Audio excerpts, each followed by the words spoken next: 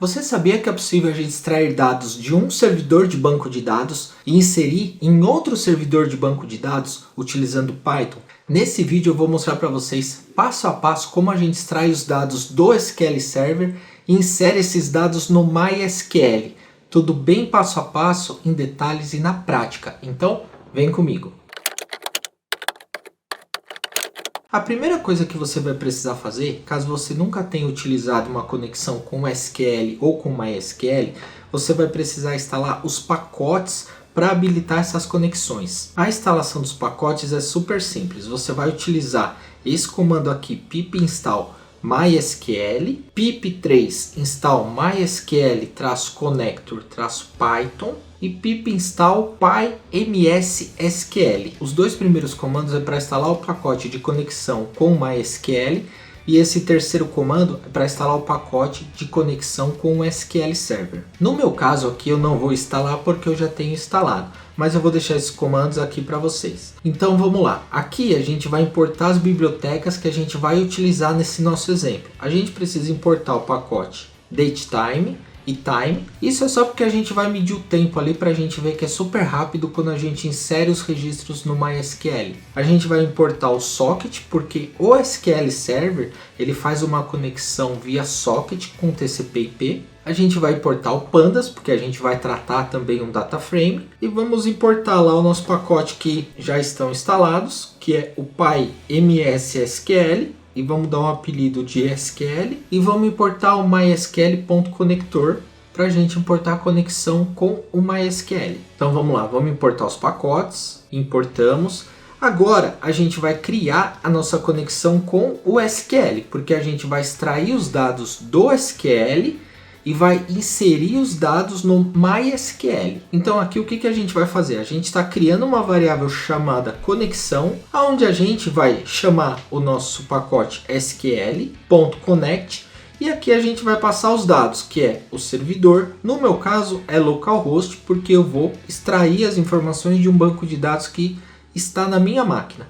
Mas se você for extrair isso de um servidor, tiver numa rede, você vai precisar colocar o número de IP do servidor, ou o hostname, aqui o usuário do banco de dados, a senha do banco de dados e o nome da base do banco de dados, sistema. Então eu vou mostrar para vocês aqui o meu SQL. Olha só, eu tenho um banco de dados chamado sistema e eu vou constar aqui essa tabela clientes. Então olha lá, eu tenho 10.000 registros, 10.000 linhas ou 10.000 observações nesse banco de dados. Agora vamos voltar aqui para o Python. Então esses são os dados de conexão, é meu usuário, a senha, o nome da base e o servidor. O segundo passo aqui, a gente vai criar uma variável chamada dados SQL e a gente vai colocar aqui o pd.readSQLQuery. É o que? Esse é um método já do pandas que é para leitura em banco de dados SQL. E dentro a gente simplesmente passa o nosso select, vírgula, e passa a nossa conexão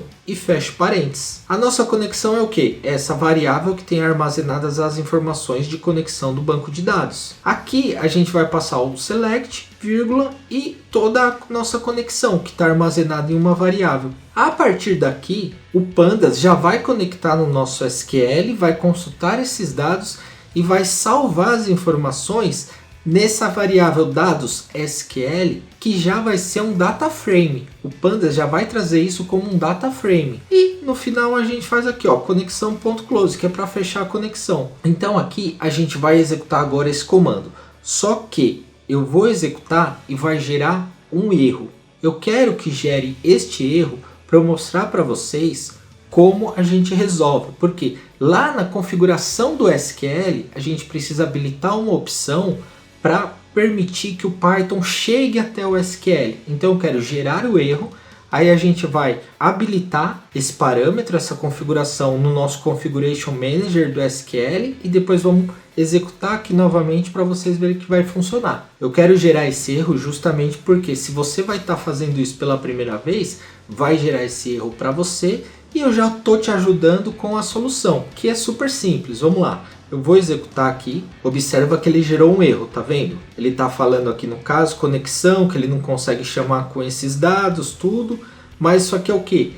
É apenas uma configuração. Os dados aqui de conexão estão certos e a gente precisa acessar onde? A gente precisa ir no nosso SQL Configuration Manager. Aí depois que você tiver com o Configuration Manager do SQL aberto, você vem nessa opção aqui, ó, e expande ela, ó, configuração de rede do SQL. Clica aqui, ó, expande ela e você marca aqui, ó, protocolos para MS SQL Server. Aqui você vai ter três opções de protocolo, três protocolos. Você vai clicar no TCP/IP, vai vir aqui, vai dar 2 cliques, ele vai abrir essa telinha e você vai vir aqui, ó, no habilitado e vai marcar como sim, que você está habilitando os dados para trafegar através de protocolo TCP/IP. Depois disso é só você aplicar, ele vai dar uma mensagem que precisa reiniciar o serviço do SQL para as configurações entrarem em vigor. Então vamos dar OK aqui, vamos ir lá nos nossos serviços do Windows, a gente vai procurar aqui, ó, o SQL Server e a gente vai dar um restart. Vamos reiniciar então nosso serviço, aqui é super rápido também, pronto, já foi reiniciado e vamos voltar agora lá para o Python. Agora vamos executar o nosso comando de novo e observar que ele vai funcionar corretamente, olha lá, vou executar, ele já executou, ele já leu 10.000 registros, viu? Que rápido!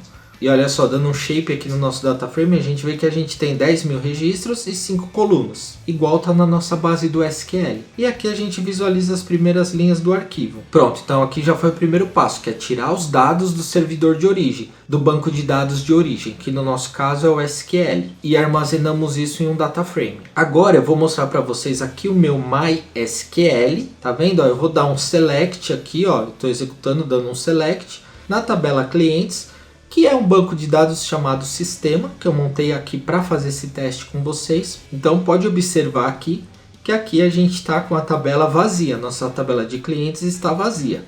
Vamos voltar para o Python e agora a gente vai fazer o nosso trecho de código para fazer esse insert lá no MySQL. Mas antes eu quero te falar, caso você ainda não seja inscrito no canal, se inscreve aqui no canal, porque toda segunda, quarta e sexta eu posto vídeos novos, tudo bem em detalhes, passo a passo, disponibilizo os códigos fontes e eu creio que isso pode te ajudar bastante. Então vale a pena, se inscreve aqui no canal. E vamos voltar agora e finalizar fazendo um insert lá no MySQL. Aqui o que a gente precisa fazer? Do lado do MySQL, a gente precisa também criar uma conexão, passando aqui os parâmetros do servidor, o usuário, o password e o banco de dados. Então aqui a gente vai armazenar isso numa variável chamada mydb. A gente vai chamar aqui o mysql.connector com a propriedade .connect. E entre parênteses, a gente vai colocar o host, que é o servidor, o usuário aqui, que no caso eu criei um usuário chamado ETL, a senha, aqui o password, eu criei aqui uma senha chamada Python aula, e o banco de dados chama sistema. Então a gente executa, pronto, aqui a gente já tem criado os nossos parâmetros de conexão. E agora a gente vai fazer o seguinte, então aqui a gente vai criar uma variável chamada myCursor, que ela simplesmente vai ser um cursor para fazer um looping ali inserindo as informações. Em seguida eu estou colocando aqui, ó, uma variável chamada início, time.time, que ela vai marcar a hora que a gente executar o nosso comando e a gente vai fazer um for. No nosso for vai ser o seguinte, a gente vai ler o nosso data frame, que é aqui o dados SQL, e vai utilizar a propriedade chamada itRows, que faz o que? Ele vai percorrer cada linha do nosso data frame e ele vai devolver um índice e o que ele está percorrendo. Com isso a gente vai ter aqui no nosso for um índice e uma linha. E o que a gente faz? A gente cria uma variável aqui chamada SQL e a gente vai fazer o seguinte, a gente vai fazer um insert, tá vendo? Insert into clientes, que a nossa tabela no MySQL chama clientes, e a gente vai passar os campos dela. E aqui a gente coloca values, porque a gente vai passar o valor aqui. Só que o valor a gente precisa fazer o quê? A gente não vai passar o valor direto. A gente vai passar as variáveis aqui. E na linha de baixo, a gente cria uma outra variável chamada aqui val de valor. E simplesmente a gente vai estar pegando o raw aqui, é a linha que vai estar sendo percorrida ali dentro do for. Então a gente pega a linha e pega os campos dessa linha. Ou seja, a gente vai pegar a linha e a coluna de cliente, a linha e a coluna nome, a linha e a coluna data de nascimento e assim por diante. E em seguida a gente vai chamar aqui a nossa variável myCursor, vamos utilizar aqui o método execute e vamos passar entre parênteses o que? O nosso SQL, que é essa variável com insert, vírgula, a nossa variável com os valores e fecha parênteses. e depois dá um commit, que é o que? Para realmente gravar no MySQL. E como a gente tem 10.000 registros, então o for vai fazer 10.000 interações e a cada vez que ele passar dentro desse for, ele vai inserindo um registro. E no final, a gente coloca aqui uma variável chamada final time.time.